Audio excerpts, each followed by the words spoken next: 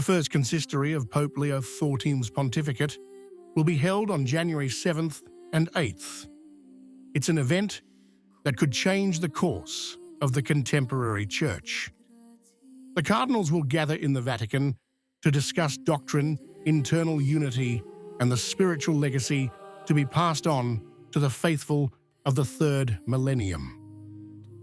A climate of significant anticipation is pervading these hours, because this consistory comes at a time of profound questioning about the direction of the new pontificate, about how different it will truly be from the previous one, and about how much Leo XIV will be willing to show discontinuity.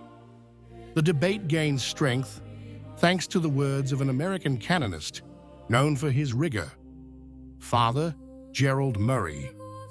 A priest and canonist for the Diocese of New York, Murray has spoken out publicly on several occasions, including a recent interview with journalist Raymond Arroyo and a subsequent appearance on his video program.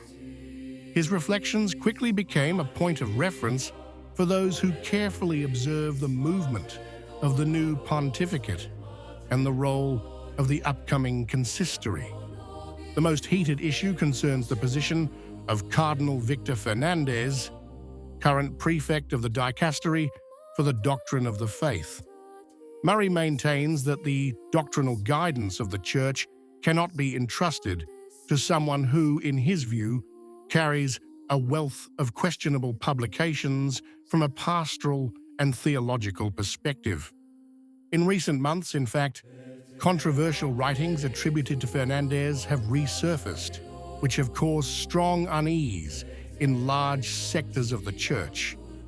Murray called those texts a serious problem, incomprehensible for a man called to oversee the doctrinal purity and spiritual well-being of the faithful. Hence his request, Fernandez should be relieved of his duties as prefect. For Murray, the Fernandez affair isn't just a disciplinary issue. It's rather a test for Pope Leo XIV. According to the canonist, if the pontiff were to decide to intervene, it would mark the beginning of a new era of doctrinal clarity, capable of drawing a clear line from the previous pontificate. And if Fernandez were to remain in his post, this would be an equally eloquent signal, interpreted as continuity with Pope Francis's decisions. The January consistory, therefore, is not seen merely as an internal meeting, but as a reflection of the very future of the Church. The canonist's thoughts went further.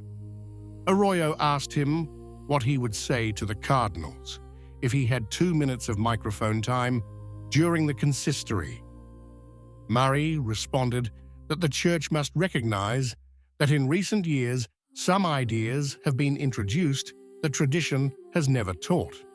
He gave the example of the sacramental discipline regarding people entering a second civil union after a previous sacramental marriage. This is an issue that, in his view, deserves profound reconsideration to reaffirm the coherence between doctrine and pastoral practice. A second issue concerns blessings offered to same-sex couples. Murray doesn't enter into judgments on individuals, but he recalls the Catholic doctrine that sacramental blessings should always guide the faithful toward Christian life. The question he poses is simple. Do blessings, as they have been conceived in recent years, truly respect this principle? On this front too, Murray calls on the Cardinals to clarify their teaching to avoid confusion among the faithful. Third point, the global religious question.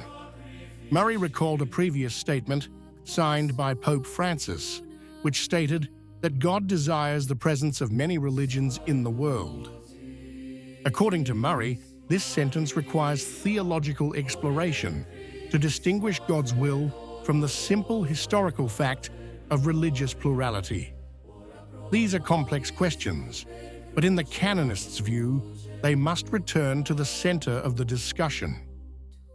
Father Murray, therefore, does not limit himself to criticism, but launches a proposal to use the January consistory as a moment to courageously reaffirm traditional Catholic doctrine.